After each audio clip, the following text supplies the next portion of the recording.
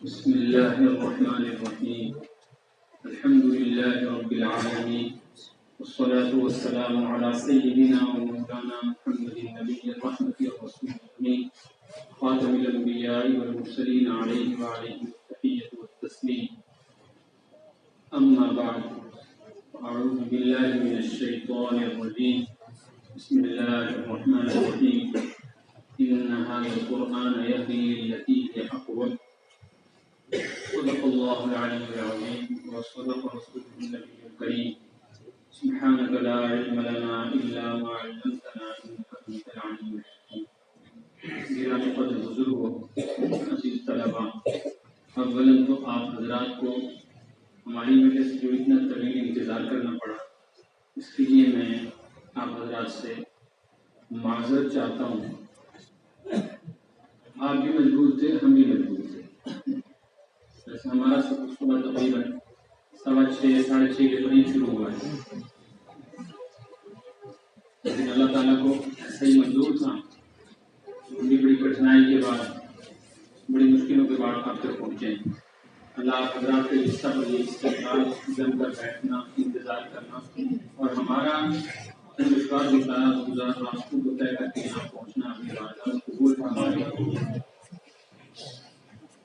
ہم اس نازک دور سے گزر رہے ہیں.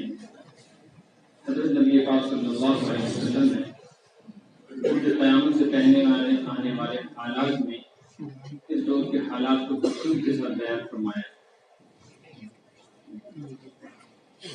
ایک زمانہ تھا جب مسلمان ہونا مشکل تھا، اور اگر کوئی مسلمان بن جاتا تو پھر مسلمان بن کر جینا مشکل تھا.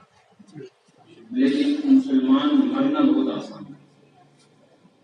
جس دور میں ہم زندگی گزار رہے ہیں، اس دور میں سب سے آسان کام مسلمان بننا ہے، اور اس کے بعد آسان ترین کام مسلمان بن کر زندگی گزارنا ہے. لیکن اس دور کا سب سے مشکل ترین کام ہے مسلمان بن کر مرنا.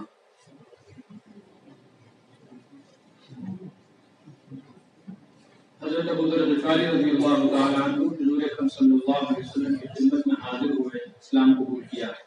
آپ نے فرمایا ابو ذر کسی کے سامنے اپنے ایمان کا، اسلام کا اظہار نہیں کرنا. انہوں نے پھر بھی جا کر بیت اللہ شریف کے سائے میں کلمہ توحید پڑھا.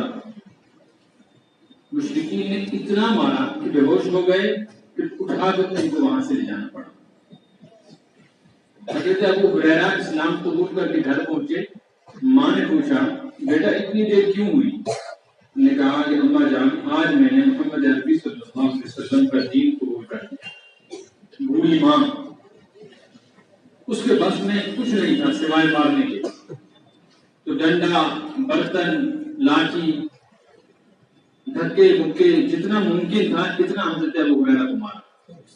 حضور اکرم صلی اللہ علیہ وسلم کی خدمت میں حاضر ہوئے تو چہرہ سرخ تھا اور چہرے پر، جسم پر مار کے نشان تھے. آپ صلی اللہ علیہ وسلم نے پوچھا ابو ہریرہ تمہیں کیا ہوا؟ عرض کیا یا رسول اللہ صلی اللہ علیہ وسلم آپ کا دین قبول کرنے کی وجہ سے اور آپ کا کلمہ حق پڑھ لینے کی وجہ سے ماں دشمنی پر اتر آئی ہے. یہ ساری ماں کی مار کا نشان بس ہے. اس طرح کتنے ہی سینکڑوں واقعات ملے کہ کلمہ پڑھ لینا، جان جوخم میں ڈالنا، اور پھر اگر کوئی مسلمان بن جاتا تو ایسے سخت حالات تھے کہ دوست، دشمن، ہمسائے اور رشتہ دار پرائے اپنے بیگانے بنے.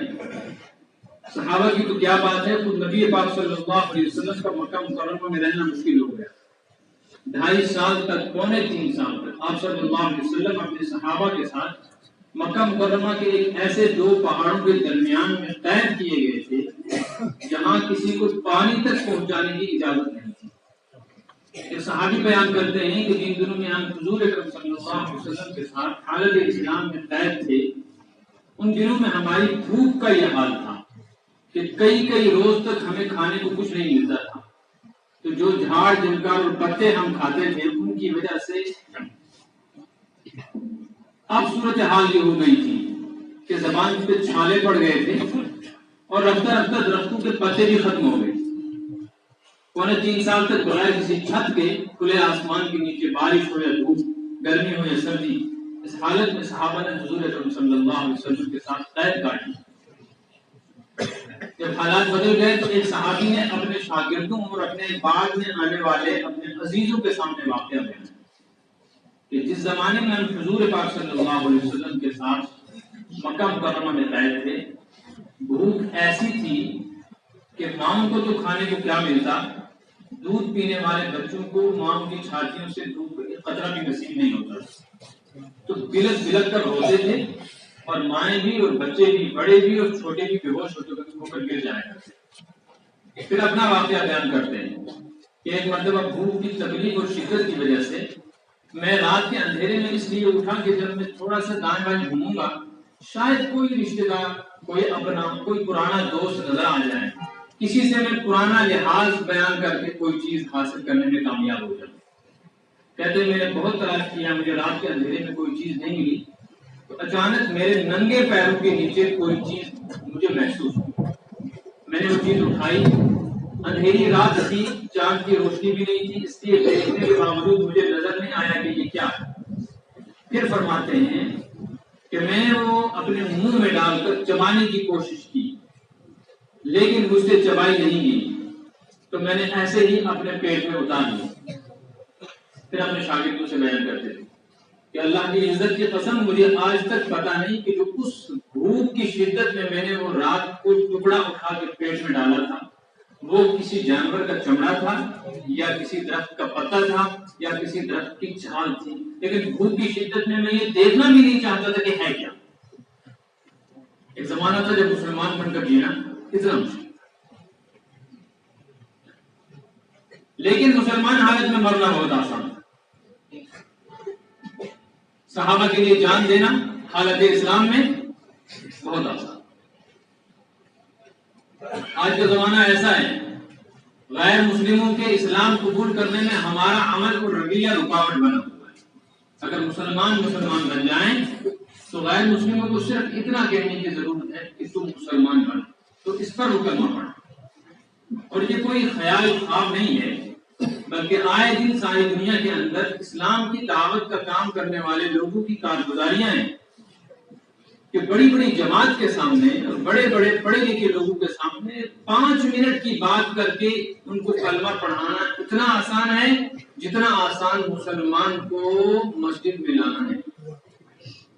ایک مسلمان کو مسجد میں لانا مشکل ہے اور غیر مسلم کو کلمہ پڑھانا ہزاروں واقعات، اور پھر مسلمان بن کر جینا مشکل ہے کہ جسے کچھ نہ ملتا وہ داڑھی ٹوپی تسبیح ہاتھ میں لے لے، نمازوں کی پابندی کر دے، جماعت والوں کے ساتھ چلا لگا لے، تو محلے کا بدترین اور بدماش ترین نوجوان بھی ایک دم محلے کا عزت والا لڑکا بن جاتا ہے۔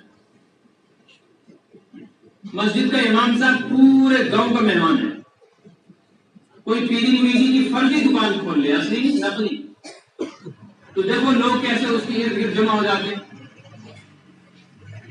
مسلمان جو اسلام کے شعار کے ساتھ جی رہا ہے اس کے لیے عزتیں ہی عزتیں، برکتیں ہی برکتیں، لیکن اس دور میں مسلمان بن کر مرنا بہت مشکل ہے۔ وجہ اس کی یہ ہے کہ حدیث میں ہے قیامت سے پہلے ایسے حالات پیدا ہوں گے، آپ نے فرمایا سیأتی علی الناس زمان، ایک زمانہ ایسا خطرناک آئے گا یصبح الرجل مؤمنا ویمسی کافرا، آدمی صبح اٹھے گا تو مسلمان ہوگا، شام ہوگی تو یہ کافر بن چکا ہوگا۔ فرمایا پھر اس سے زیادہ خطرناک زمانہ ہوگا کہ یمسی الرجل مؤمنا ویصبح کافرا، شام کو کوئی کافر مومن ہوگا تو صبح کافر ہوگا۔ یہ بات تو سمجھ میں نہیں آتی تھی کہ صبح کا مسلمان شام کو کافر کیسے ہوگا، بھلا یہ کیسے سمجھ میں آتا کہ شام کا مسلمان صبح کیسے کافر ہو گیا۔ علماء نے اس کو سمجھایا ہے کہ بے دینی کا ایسا ماحول ہوگا کہ لوگوں کو یہ پتا ہوگا کہ غیر مسلم 100 سال کا ہے تو اس کو مسلمان بنانے کے لیے کون سا کلمہ پڑھانا ہے۔ آپ سے میں پوچھوں کہ اگر کسی غیر مسلم کو مسلمان بننا ہو یا بنانا ہو تو کیا پڑھنا چاہیے، بتائیں نا؟ لا الہ، یہ سب کو معلوم، جنہوں نے مدرسوں میں پڑھا ہے ان کو بھی معلوم، بے نمازی کو بھی پتا ہے، نمازی کو بھی پتا ہے کہ 50 سال کا کافر ہو 100 سال کا ہو، اگر وہ لا الہ الا اللہ پڑھ لے تو یہ تو سب کو، لیکن اتنے بڑے مجمع میں یہ پوچھتا ہوں کہ 100 سال کا غیر مسلم اور کافر مسلمان بنتا ہے ایک کلمے سے، 100 سال کا مسلمان کافر کس کلمے سے بنتا ہے؟ تو کسی کو بتا بھائی، اگر کافر مسلمان بنتا ہے اس کے لیے کوئی کلمہ ہے تو مسلمان کو کافر بننے کے لیے بھی تو کوئی کلمہ ہوگا۔ بات سوال سامنے آ رہا ہے، لیکن پتہ نہیں۔ نمازی کو پوچھو تو پتہ نہیں، حاجی کو پوچھو تو پتہ نہیں، غازی کو پوچھو تو پتہ نہیں۔ بس یہ معلوم ہے کہ غیر مسلم کو مسلمان بنانے کے لیے ایک کلمہ پڑھا جاتا ہے، لا الہ الا اللہ۔ یہ جو 100 سالہ مسلمان ہے، 80 سال 70 سال کا مسلمان ہے، یہ بھی تو کافر بن سکتا ہے نا، تو یہ کیسے کافر بنے گا؟ کون سا کلمہ؟ تو یاد رکھنا چاہیے کافر کو مسلمان بنانے کے لیے کتنے کلمے ہیں؟ ایک، اور مسلمان کو کافر بنانے کے لیے 1000۔ لیکن 1000 میں سے ہمیں ایک کلمہ بھی معلوم نہیں۔ یہ بنیاد ہے کہ زمانہ اس جگت پہ پہنچے گا کہ کفر کے کلمے انسان کی زبان پر ہوں گے۔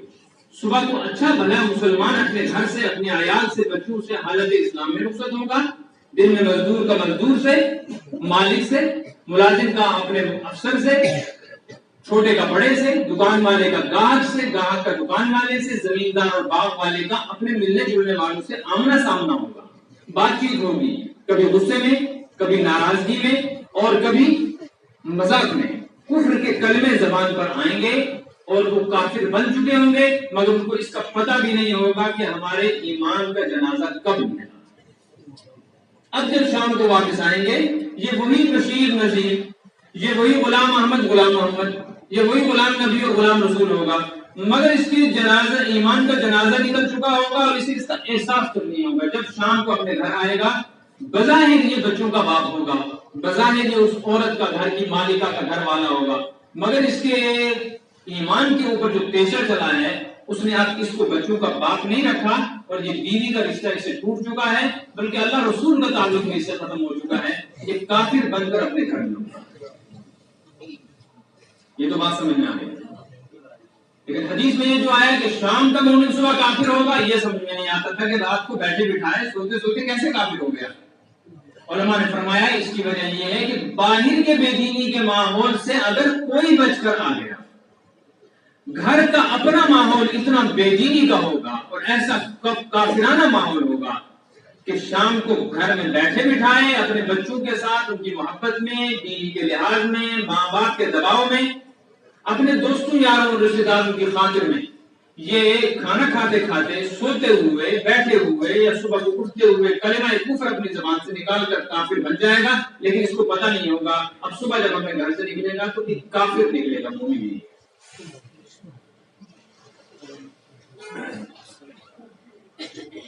پھر اس سے زیادہ خطرناک حدیث ہے، حضرت عمرو بن عاص رضی اللہ تعالیٰ عنہ، بڑے اونچے درجے کے صحابی، ان کی روایت ہے ایک حدیث کی کتاب ہے شعب الایمان، اس میں وہ فرماتے ہیں قال رسول اللہ صلی اللہ علیہ وسلم یاتی علی الناس زمان، ایک زمانہ اس سے بھی زیادہ خطرناک، اس سے زیادہ بھیانک، اس سے زیادہ ڈراؤنا آنے والا ہے کہ اس زمانے میں حالات اور زیادہ بگڑ جائیں۔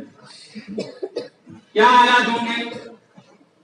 فرمایا یاتی علی الناس زمان، ایک زمانہ اور آئے گا، یحجون، لوگ حج کریں۔ لوگ کون کرتا ہے حج؟ مسلمان کے غیر مسلم؟ حضور فرما رہے ہیں آپ صلی اللہ علیہ وسلم، ایک زمانہ آئے گا لوگ حج کریں، وَيُصَلُّونَ، اور لوگ نمازیں پڑھیں گے، وَيَصُومُونَ، اور لوگ روزے رکھیں گے۔ اس حدیث کے دو مطلب ہیں۔ ایک مطلب یہ ہے کہ نمازیوں کی تعداد بڑھ جائے گی، روزے داروں اور حاجیوں کی تعداد بڑھ جائے گی۔ آج سے 50 سال پہلے آپ کے ٹنڈار سے اکا دکا کوئی آدمی کبھی کسی سال حج پہ جاتا ہوگا۔ آج آپ گنو کتنے حاجی ہیں، گننا مشکل ہو جائے گا۔ عمرے کا تو پتہ ہی نہیں تھا عمرہ کیا ہوتا ہے۔ آج کون سا محلہ بستی ہے جہاں عمرہ کر کے لوگ نہیں آئے ہوئے، بچے بوڑھے جوان، تعداد بڑھ گئی۔ کسی زمانے میں 2000 5000 10,000 حاجی ہوتے تھے، آج 80 لاکھ حاجی ہوتے ہیں، اور عمرہ کروڑوں انسان سال میں کرتے۔ تعداد بڑھ گئی کہ نہیں بڑھی؟ ایک زمانہ تھا علاقوں میں ایک مسجد ہوتی تھی اور ان مسجدوں میں ایک جامع مسجد تھی، وہ بھی بھرتی نہیں تھی۔ آج ہر گلی کوچے میں، ہر محلے میں ایک نہیں کئی مسجدیں ہیں، اور ہر مسجد میں تقریباً جمعہ ہو رہا ہے اور مسجد جمعہ کے دن بھری ہوتی ہے۔ تعداد بڑھ رہی ہے کہ نہیں؟ اور روزے داروں کا حال یہ ہے ہمارے وادی میں کپواڑہ کی طرف ساتنا کی اس طرف، پتہ نہیں آپ کی طرف کیا ہے، ہمارے یہاں بہت سارے مسئلے عوام میں مشہور ہیں، ان میں سے ایک مسئلہ یہ ہے کہتے ہیں نیت نہیں کرنی چاہیے، یہ مشہور ہے ہمارے کشمیر میں، کہتے ہیں نیت جیسے کریں، کیونکہ اگر تم نے کسی کام کی نیت، اچھی نیت سے وہ یہ مسئلہ انہیں گھڑا ہے کہ اگر تم نے کسی کام کی نیت کر لی اور پھر تم نے یہ کام نہیں کیا تو گناہ ہوگا، اس لیے نیت مت کرو، جب وقت آئے گا اسی وقت کرنا۔ تو لوگ نیت ہی نہیں کر رہے، ڈرتے ہیں لوگ نیت کرنے سے۔ اب ان کو کون حج کی نیت کرو تو کہتے ہیں حج کریں گے مگر ابھی نیت نہیں کرتے، کیونکہ اگر نیت کر لی تو سمجھو حج شروع ہو گیا، پھر پکڑے۔ میں نے ایک آدمی کو کہا، میں نے کہا تمہیں اللہ نے اتنا کچھ دے رکھا ہے، حج کر لو۔ کہتا حج تو میں کب کا کر لیتا، میں نے کہا یہ گاڑی رکھو، تو داڑھی تو میں کب کا رکھ لیتا، لیکن مجھے پہلے حج کرنا ہے پھر مجھے داڑھی کرنا۔ میں نے کہا بہت اچھی بات ہے، اگر حج کے ساتھ تمہاری داڑھی جڑی ہوئی ہے تو تم حج کر لو۔ حج نہیں کر سکتا ہوں ابھی کیونکہ مجھے ابھی جھوٹ بولنا پڑتا ہے۔ یہ ایک تصور ہے عوام میں، یہ ذہن میں ہے کہ حج کر لیا پھر جھوٹ نہیں بولوں گا، اس سے پہلے میرے لیے اجازت ہے، تو یہ ایک نیت کا مسئلہ بھی ہے۔ تو ہمارے یہاں یہ مشہور تھا کہ مزدور کو روزہ نہیں رکھنا چاہیے، آج سے 40-50 سال پہلے۔ کیوں نہیں رکھنا چاہیے؟ کہتے تھے جب مزدور روزہ رکھ کر مزدوری کرے گا تو اس کو بھوک لگے گی، پیاس لگے گی، کمزوری آئے گی، تو پھر یہ مالک کا کام امانت داری سے نہیں کر سکے گا، پیسے لے گا، پورے کام کرے گا، کام ٹکڑا دار ہوگا، اسے روزہ ہی مطلب کو سمجھ میں آ رہی نا بات؟ لیکن آج دیکھو مزدور چھوٹے بڑے بوڑھے جوان دماغ تک روزہ رکھ رہے ہیں، ماشاءاللہ تعداد بڑھ گئی۔ ایک تو حدیث کا ہی مطلب، بعض علماء نے فرمایا کہ نہیں، حدیث کا یہ مطلب ہے کہ ایک زمانہ ایسا آئے گا دین بالکل مٹ نہیں جائے گا، بلکہ یحجون، حج کرنے والے کچھ نہ کچھ ہی باقی ہوں گے، اور یصومون، روزہ بھی رکھا جائے گا، یصلون، نمازیں بھی پڑھی جائیں گی، یہ اعمال زندہ ہوں گے، لیکن ایک موت آ چکی ہوگی۔ کیا آ چکی ہوگی؟ کیا موت؟ یہ حدیث سنو اب آپ شروع سے۔ فرماتے ہیں حضرت عمرو بن عاص، حضور اکرم صلی اللہ علیہ وسلم نے ارشاد فرمایا، یاتی علی الناس زمان، ایک زمانہ اتنا خطرناک آئے گا، یحجون، لوگ حج کریں گے، ویصلون، اور لوگ نمازیں پڑھیں گے، ویصومون، اور لوگ روزہ رکھیں گے، وما فیہم مومن، مگر ان حاجیوں، نمازیوں اور روزے داروں میں مومن کوئی نہیں ہوگا۔ پھر یہ کون لوگ ہوں گے؟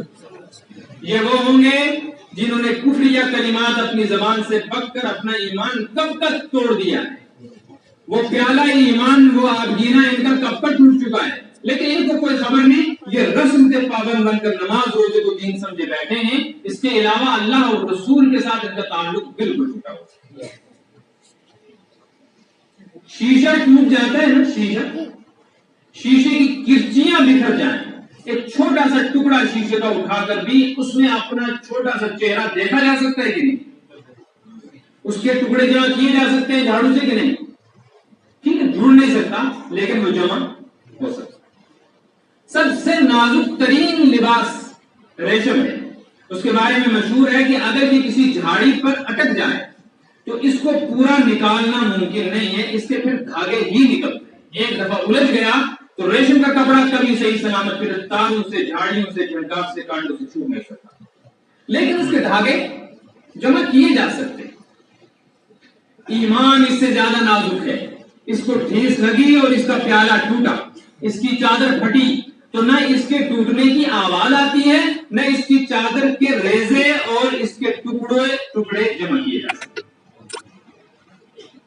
آئے دن یہ ایمانی عمارتیں ٹوٹ رہی ہیں، لیکن پتہ نہیں ایسے حالات کیوں ہوں گے۔ علماء فرماتے ہیں دو چیزیں مسلمانوں میں عام ہو جائیں گی، ایک جہالت اور ایک غفلت۔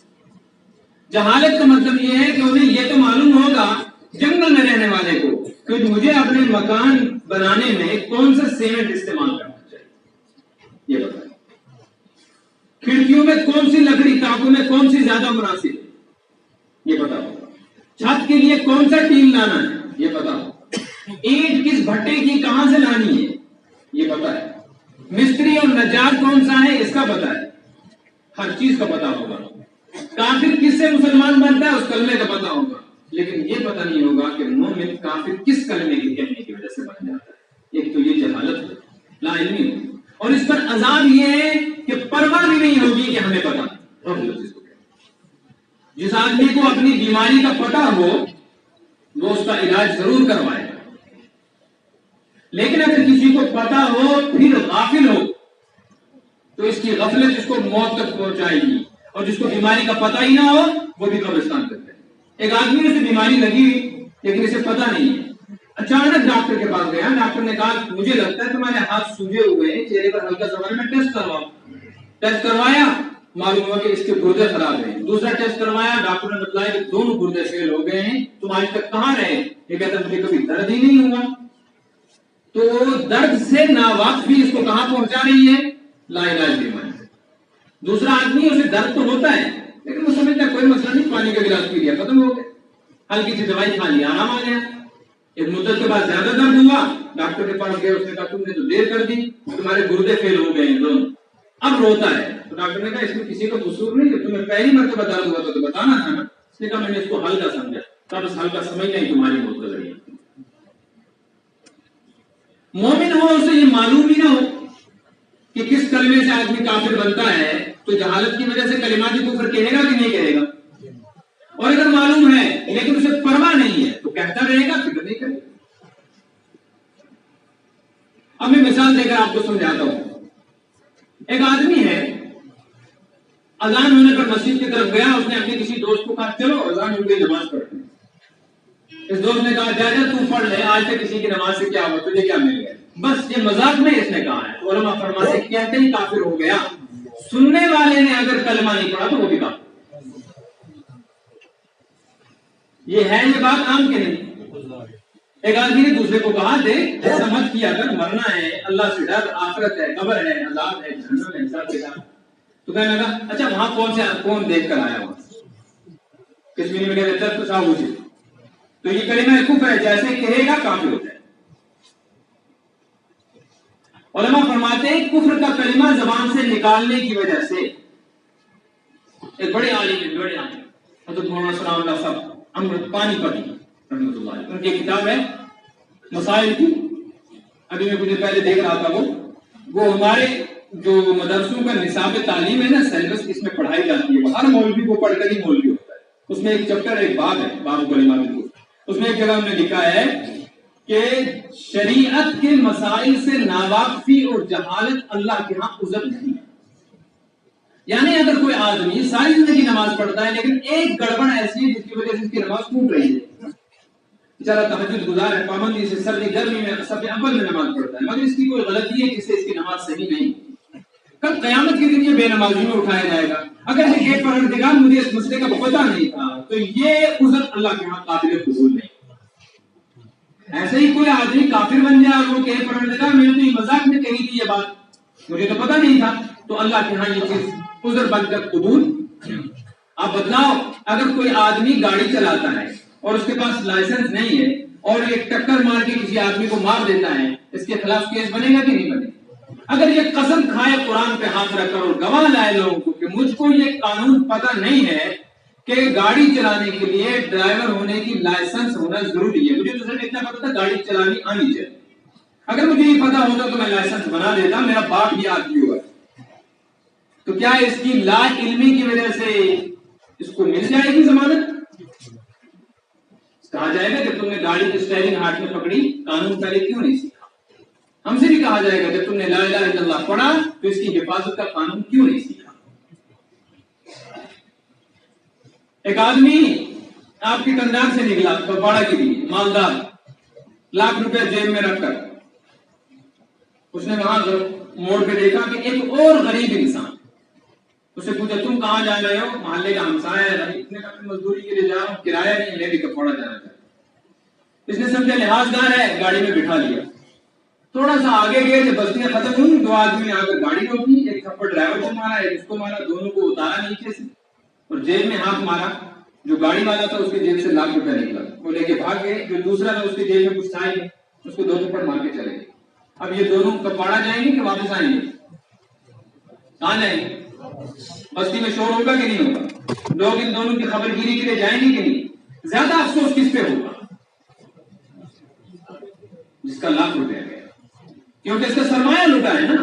تھپڑ تو دونوں کو پڑے، لیکن اگر وہ دوسرا مزدور چیختا چلاتا ہے کہ مجھے تھپڑ مارے تو لوگ کہیں گے دیوانے تیرے پاس تھا ہی کیا، تھپڑ کھا لیا تو کیا ہوا؟ اتنا بڑا آدمی تھپڑ کھا کر رسوا ہوا ہے، اور اس کا 1 लाख रुपए کا नुकसान हुआ है, तो शुक्र पढ़ के तू बच गया। एक आदमी 100 साल काफिर रहकर कयामत के दिन काफिरों की जमात में उठा, और एक आदमी मोमिनाना जिंदगी गुजार रहा है, माँ बाप मुसलमान, दादा दादी नाना नानी मुसलमान, पैदा हुआ तो दाएं कान में अजान पड़ी गई, बाएं में इकामत पड़ी गई, 7 दिन का हुआ तो अकीका किया गया, नाम रखा गया। जब बड़ा हो गया, दर्द हुआ, बुखार हुआ तो मौलवी साहब को कहा गया दम करो, उसने कुरान पढ़ पढ़ के फूका। जवान हुआ तो निकाह मस्जिद में हुआ। मर गया तो मौलवियों ने, हाफिजों ने, मुसलमानों की बड़ी जमात ने मिलकर इसका जनाजा पढ़ा, गुस्ल कफन देकर इस्लाम वालों ने कंधे पे उठा के कब्र पे पहुंचाया, कब्र पे हाथ उठा के इसके लिए मग़फ़िरत की दुआएं की, और इसके बाद घर वालों ने इसके लिए इसाले सवाब किया, कुरान पढ़े गए, तस्बीहात पढ़ी गई। लेकिन यह आदमी अपनी गफलत और जहालत की वजह से कोई कलिमा कुफ्र कह चुका था। क़यामत के दिन इसको भी उठाया जाए और काफिरों के साथ खड़ा किया जाए, ये कहे कि परवरदिगार मुझे आज काफिरों के साथ क्यों खड़ा किया गया? मेरा तो नाम मुसलमान हूं जैसा, बाप दादा मुसलमान, कलमा मैं पढ़ता था, कान में अजान और इकामत मेरी कही गई, मेरी कब्र पे मग़फ़िरत की दुआएं की गई, मेरा तो इतने कुरान पढ़ के इसारे सवाब किया गया, वहां फरिश्ते की नहीं है, ये सब ठीक है, लेकिन तुझे याद नहीं फला दिन मजाक में, गुस्से में, नाराजगी में, जहालत में तुमने वो एक बात कही थी? हाँ कही तो थी कि बस वही उस वक्त तुम्हारा ईमान खत्म हो गया था, उसके बाद तुमने किसी को गवाह बनाकर नए सिरे से कलमा पढ़ा, तौबा की, अपनी बीवी के साथ दोबारा निकाह किया कि नहीं वो तो नहीं किया, मैंने तो मजाक किया था। कहा जाए कि मजाक और लाइल्मी उज़र नहीं है। आज 100 साल के काफिर के साथ तुझे भी जहन्नम में जाना पड़ेगा। बदलाव इन दोनों में से किसका नुकसान ज्यादा? काफिर गया तो उसके पास था क्या? इसका तो सारा सरमाया उड़ गया। मेरे अजीज और दोस्तों, हम जिस नाजुक दौर से गुजर रहे हैं ये वही, सुबह का मोमिन शाम को काफिर, शाम को मोमिन सुबह को। हाजी और नवाजी ईमान से खाली। हदीस है कि जमाना आएगा लोग मस्जिदों में खड़े होंगे, सफ के इस किनारे से लेके उस किनारे तक, ये नहीं आया कि पिछली और अगली सफ के किनारे से, चाहे सफे अव्वल में लोग नमाज में होंगे, लेकिन उनमें कोई भी ऐसा नहीं होगा कि अल्लाह के लिए नमाज पढ़ रहा। आलिशान मस्जिदें होंगी, मसाजिदुम आमिरतुन वही खराबुम मिनल हुदा, लेकिन हिदायत के आमाल से खाली। ये हमारा हाल है। जबकि हम आज से 40 साल, 50 साल, 60 साल पहले पैदा हुए। हमारे जमाने में जब हम पैदा हुए थे, हमें पता ही नहीं था फोन क्या है, मोबाइल क्या है, अखबार क्या है, टीवी क्या है, कैमरा क्या है, फोटो क्या है, किसे पता था? बेहयाई नहीं थी, ये गाड़ियां नहीं थी, आना जाना नहीं था, बहुत मामूली सी ग़िज़ा और सादा सी जिंदगी थी। यानी गुनाहों का माहौल ही कम था। चंद गुनाह थे, झूठ बोलते थे लोग, चोरी करते थे, बस ये चंद गुनाह थे। बेहयाई नहीं थी, बेदीन घरों में भी हया थी। कैसा भी बच्चा बेदीन हो, माँ बाप के सामने उसका सर नहीं उठता। आज वही बच्चा इस दौर का अपने माँ बाप को गरेबान से पकड़ के बाहर निकाल देता है। आज ये हाल है। सोचें, हमारा हाल ये है कि हमें भी अपने दीन के बारे में मालूम नहीं, तो हमारी औलाद जो इस वक्त परवरिश पा रही है, नाबालिग है, आज से 30 साल 40 साल बाद जब ये हमारी उम्र को पहुंचेगी, उस वक्त बेदीने का क्या आलम होगा? इनमें से कितने मुसलमान होंगे अल्लाह जाने, कितने काफिर बन चुके होंगे, इनकी फिक्र कौन करे? कैसे बचेगा हमारा ईमान? कैसे हम अल्लाह से इस हाल में मुलाकात करेंगे कि वो हमसे राजी है? मसला तो तब का है। ये तो कोई मसला नहीं है कि दुनिया में कौन आदमी किस हालत में जिंदगी गुजार रहा है। अगर 2 बच्चियां एक साथ एक मोहल्ले से ब्याह कर निकलें, एक ही मोहल्ले से 2 बच्चियों की डोली, 2 बच्चियों की रुखसती एक साथ हो, एक अमीर की बेटी है, दूसरी गरीब। अमीर की बेटी खूबसूरत है, गरीब की बेटी बदसूरत। अमीर की बेटी पढ़ी लिखी है, गरीब की बेटी अनपढ़ है। अमीर की बेटी को बोलना अच्छा आता है, उसने दुनिया देखी है, वो शहरों में घूमी है। गरीब की बच्ची अपने गांव से बाहर नहीं निकली है। दोनों की शादी हुई। अमीर के घर अमीर आएगा, गरीब के घर में गरीब आएगा। दोनों बच्चियां अपने शोहरों के यहाँ पहुंच गई। रात को दोनों के शोहर अपनी अपनी बीवियों के पास गए। अमीर की बीवी ने कहा, आज मेरा शोहर आया है, तो वो नाज करेगा कि मेरी जैसी दुल्हन पूरे इसके खानदान में कोई नहीं, इसलिए कि मेरी तालीम बड़ी, मेरा खानदान बड़ा, मेरा हसब नसब बड़ा, मेरी शक्ल सूरत बड़ी। اور غریب کی بیٹی سوچ رہی ہے کہ آج میرا گھر والا اندر آئے گا، پتہ نہیں مجھے دھتکار دے گا، نہ میری شکل، نہ عقل، نہ تعلیم، لیکن میرے پاس تو کچھ نہیں تھا، میں غریب کنگال گھر کی ہوں، ایک غریب گھر میں آ گئی ہوں، اگر یہ مجھے قبول ہی کر لے تو میں ساری زندگی نوکری کر کے اپنے ماں باپ کی عزت بچاؤں۔ لیکن ہوا کیا، امیر لڑکا اندر آیا، بیوی اٹھی سلام کے لیے تو اس نے کہا نہیں بیٹھو، قریب نہیں آنا، میری بات سنو، تم جیسی خوبصورت ہمارے پورے خاندان اور علاقے میں کوئی نہیں، تیرے سے زیادہ حسین و جمیل کوئی نہیں، تجھ سے زیادہ پڑھی لکھی کوئی نہیں، تجھ سے زیادہ اچھا اردو انگریزی بولنے والی کوئی نہیں، تیرے سے زیادہ باسلیقہ کوئی نہیں، تیرے میرے گھر میں بیوی بن کر آنے پر میرے ماں باپ اتنے خوش ہیں کہ کبھی نہیں ہوئے کہ ہمیں چاند جیسی دلہن ملی، میرے دوست مجھے مبارکباد دے رہے ہیں، میرے گھر میں خوشی ہے، ہر طرف کمکمے ہیں، نغمے اور ترانے ہیں، سب کے لیے خوشی ہے، مجھ کو تو قبول نہیں ہے، اس لیے کہ میں نے سنا ہے یا میں نے دیکھا ہے کہ تو میرے گھر میں آنے سے پہلے کسی اجنبی لڑکے کے ساتھ بات کرتی تھی یا اشارے کرتی تھی یا تیری کسی سے آشنائی تھی، تو سب کو قبول ہے لیکن مجھے قبول نہیں۔ اور غریب کا گھر والا جب اندر گیا تو غریب لڑکی اٹھی کہ پتہ نہیں مجھے ٹھوکر مارے گا یا دھتکارے گا یا تانا دے گا کہ تیرے جیسی میں نہ لاتا لیکن غربت کی وجہ سے لانا، تو وہ ٹھٹک گئی۔ اس کے شوہر نے کہا تو اٹھی کیوں نہیں، تو نے مجھے سلام کیوں نہیں گیا؟ وہ رونے لگی کہ میں اٹھتی میں نے سوچا تو ٹھوکر مار دے گا، اس لیے کہ میں بدصورت بھی ہوں اور میرا کوئی خاندان۔ اس نے سر پہ ہاتھ رکھ کے کہا تیرے میرے گھر میں آ جانے پر میرے ماں باپ بہت دکھی ہیں کہ ہم نے کیسی بہو لائی کالی کرو گی۔ دوست مجھے کہتے ہیں کہ کیا ان پڑھ لڑکی لائی، اور میرے گھر کے دوسرے لوگ کہتے ہیں کہ کس گرے ہوئے نیچ گرانے کے لائی، کوئی شکل نہیں، کوئی عقل نہیں، سب آج ناراض ہیں، سب کو دکھ ہے، لیکن میں خوش ہوں۔ میں نے سنا ہے کہ تو نے آج تک میرے سوا کسی اجنبی کے ساتھ نہ آنکھ لڑائی نہ بات کی، مجھے تو قبول ہے، چاہے کسی کو قبول ہو یا نہ قبول ہو۔ ان دونوں دلہنوں سے بتلاؤ دلہن کون ہے، جس کو شوہر نے چھوڑا۔ ہم بڑے بڑے مکانوں والے، زمینوں والے، کارخانوں والے، ڈگریوں والے، عہدوں والے ہوں، اور ہمارے پاس لوگ کہیں کہ اتنا بڑا آدمی مر گیا، قبر میں جا کر رب کہے کہ تم تھے ان کے لیے ہی ہو، مجھے تم قبول نہیں ہو، تمہارا میرے ساتھ کوئی رشتہ ہی نہیں تھا، تو بتلاؤ پھر زندگی کافروں سے بھی بدتر ہوئی، جیسے وہ مالدار لڑکی بیوہ سے بھی بدتر ہوئی۔ بیوہ کو تو ایک مرتبہ سر پیٹنا ہے، اسے ساری عمر سر پیٹنا۔ ہم سج رہے ہیں دلہنوں کی طرف، اور ہمیں کب قبر میں پہنچ کر ایک مالک پسند کرے گا تو ہماری کامیابی۔